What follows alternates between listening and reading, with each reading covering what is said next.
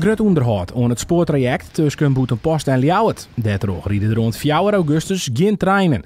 Het traject is echt wel aan onderhoud ta. Gedurende deze werkzaamheden nu en straks in oktober gaan we verbetermaatregelen toepassen om de spoorstabiliteit, dat is de reden van de verzakking, te verbeteren. Dus we gaan voornamelijk bij Tietjerk en Aldiel en Leeuwarden, daar gaan we het stuk verbeteren, maar ook vernieuwen. Dus we combineren de werkzaamheden, het onderhoud, wat toch moet gebeuren, en de verbeteringsmaatregelen in één, om zo een duurzamere en economisch voordelige oplossing te krijgen.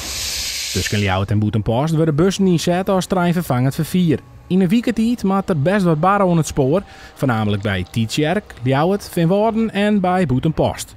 Vergeleken met andere klusjes vind ik dit niet een enorme uitdaging, maar voornamelijk, zoals elk project tegenwoordig is, personeel. We hebben gewoon echt een enorm tekort aan mensen. Materieel ook, maar dat valt de laatste tijd met deze klus mee.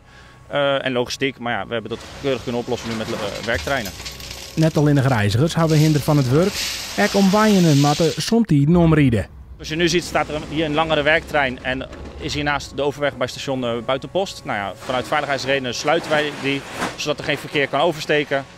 Ook gaan we deze overweg vernieuwen, dus we gaan de spoorstaaf opnieuw ingieten. En dat is gewoon gedurende een week een afgesloten weg voor de omgeving. Ook in de jestvakantie zal er werkzaamheden plak vinden aan het spoor. Dan wordt er werken tussen Huddegriep en Zuidhorn.